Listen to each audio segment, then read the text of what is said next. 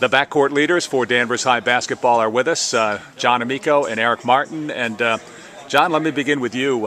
What's it feel like getting ready for a state championship game on Saturday? It's pretty weird to think about. It's a crazy ride we've been through, and the Wayland game was nuts, and everything was nuts. The last game was fun playing at the Garden. We really came out and played hard, and we should be ready to go on Saturday. Eric, how about yourself? It's just all been fun this whole year, and we're just making the most of it, and everyone's been working hard, and we've been working hard at practice, and it's just been crazy. You know, I've seen you guys this year a couple of times, and one thing that stood out to me when I watched you guys is the way you put the accelerator on teams in the very first quarter. I mean, how many of these games did you guys have this year where you guys just jumped off to really big leads? A lot of our big wins have come from the first quarter. We come out hard, and we're up 10-15 by the end of the first quarter, up 20 at the halftime, and then it's over from there. Eric, how about yourself? Any?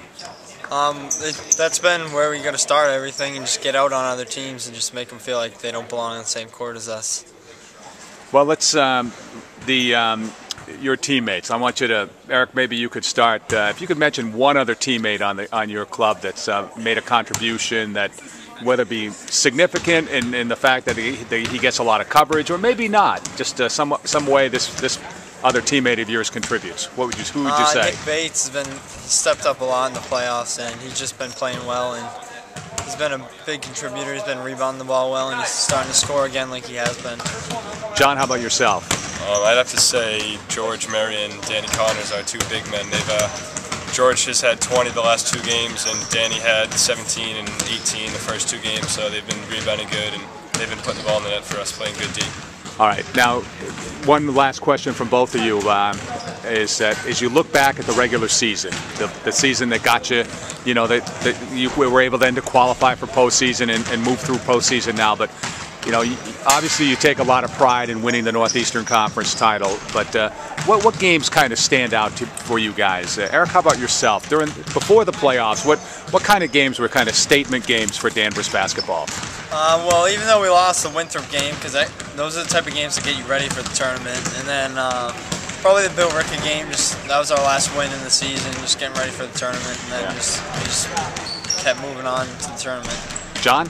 I think some of our big wins were when we beat English, Classical, Beverly, Salem, Peavey. When we beat all five of them in a row, that was pretty big. It really put a good thing in our future, and we knew that we could be really good heading to the postseason. Actually, I got one other question. As you guys get ready for the state title, you're the talk of Danvers right now for sure. What's the reaction like, or what's the buzz like, and have you heard from any old timers? Have anybody stopped by? Have you heard anything at all? Any interesting stories at all? Yeah, John? The fan support is pretty crazy. We had like 7 fan buses leave from our school last game going to the Garden, so it's pretty nuts. And some guy from Salem News that's been a big part of Danvers High Basketball said we are the best team he's ever seen in Danvers history, so that was pretty cool to get that. It might have been Gary Larrabee. Yeah. Eric, how about yourself? Yeah, it's just mostly been the fans, and then on the way back, getting the police escort and having people just outside their houses watching us come back. It's been great.